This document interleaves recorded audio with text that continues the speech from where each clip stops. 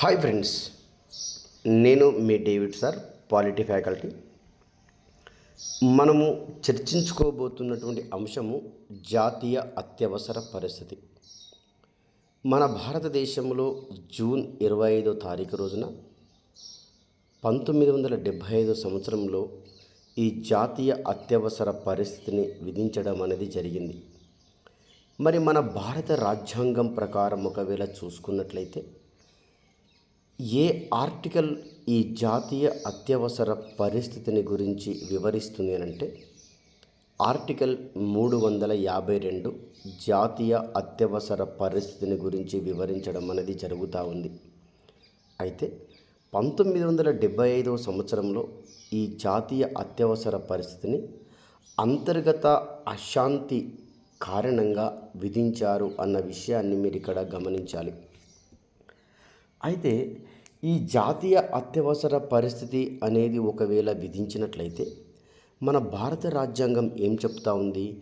3వ భాగంలో 12వ ఆర్టికల్ నుంచి 35వ ఆర్టికల్ వరకు పేర్కొనబడినటువంటి ప్రాథమిక హక్కులను రద్దు చేయడం జరుగుతూ ఉంది అన్న విషయం వివరిస్తూ ఉంది. అంటే ఆటోమేటిక్గా ప్రాథమిక హక్కులు రద్దయిపోతాయి. అంటే ప్రాథమిక హక్కులతో పాటు 19వ ఆర్టికల్ దగ్గర పేర్కొనబడినటువంటి స్వేచ్ఛ హక్కులు కూడా రద్దయిపోవడం అనేది జరుగుతూ ఉంది. ఇక్కడ ఒక విషయాన్ని మనం ఏం గమనించాలంటే మనకు 13వ ఆర్టికల్ కానీ 32వ ఆర్టికల్ కానీ 226వ ఆర్టికల్ కానీ ప్రాథమిక హక్కులకు భంగం కలిగినప్పుడు మనము సుప్రీంకోర్టుకు కానీ హైకోర్టుకు కానీ వెళ్ళి మన ప్రాథమిక హక్కులను సంరక్షించుకోవచ్చు అన్న విషయాన్ని వివరిస్తూ ఉంది. అయితే ఈ 352వ ఆర్టికల్ని అంతర్గత అశాంతి ఆధారంగా విధించినప్పుడు మాత్రము నీ ప్రాథమిక హక్కులపైన నేను కోర్టుకు వెళ్ళే అవకాశం అనేది లేదు అని 359వ ఆర్టికల్ వివరిస్తూ ఉంది. ఇక్కడ మనకు కనిపిస్తుంది కదమ్మా, ఇతర ప్రాథమిక హక్కులకై కోర్టుకు వెళ్ళే అధికారాన్ని రాష్ట్రపతి సస్పెండ్ చేయడం అనేది జరుగుతూ ఉంది. దీన్ని బట్టి ఇప్పుడు మనకి ఏమర్థమవుతుంది అంటే భారతదేశంలో జాతీయ అత్యవసర పరిస్థితిని గురించి తెలిపే ఆర్టికల్ ఏది అని అంటే 352. ప్రాథమిక హక్కులు ఏ ఆర్టికల్ని బట్టి ఆటోమేటిక్గా రద్దయిపోతాయనంటే 358. కోర్టుకు వెళ్ళడానికి అవకాశము లేదు అన్న విషయాన్ని గురించి తెలుపుతున్నటువంటి ఆర్టికల్ ఏదంటే 359. ఈ విషయాన్ని మీరు గమనించాలి.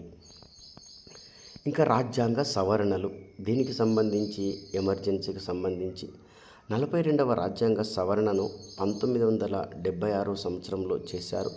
దీనిని మినీ కాన్స్టిట్యూషన్ అని కూడా అనడం అనేది జరుగుతూ ఉంటుంది.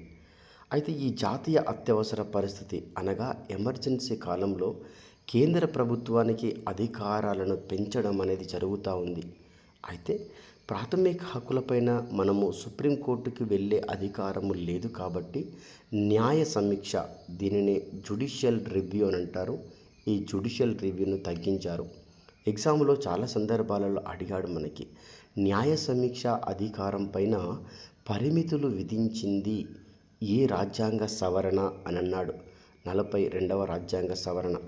మళ్ళా 1978వ సంవత్సరంలో 44వ రాజ్యాంగ సవరణ చేయడం జరిగింది.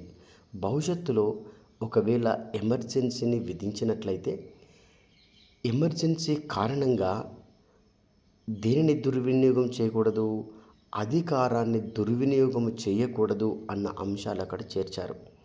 అయితే ఈ 44వ రాజ్యాంగ సవరణ ద్వారా అంతర్గత అశాంతి అనే పదాన్ని తొలగించేసి సాయుధ తిరుగుబాటు అనే పదాన్ని చేర్చారు. అడిగాడు చాలా సందర్భాలలో, సాయుధ తిరుగుబాటు అనే అంశాన్ని ఏ రాజ్యాంగ సవరణ ద్వారా చేర్చారు అని చెప్పేసి.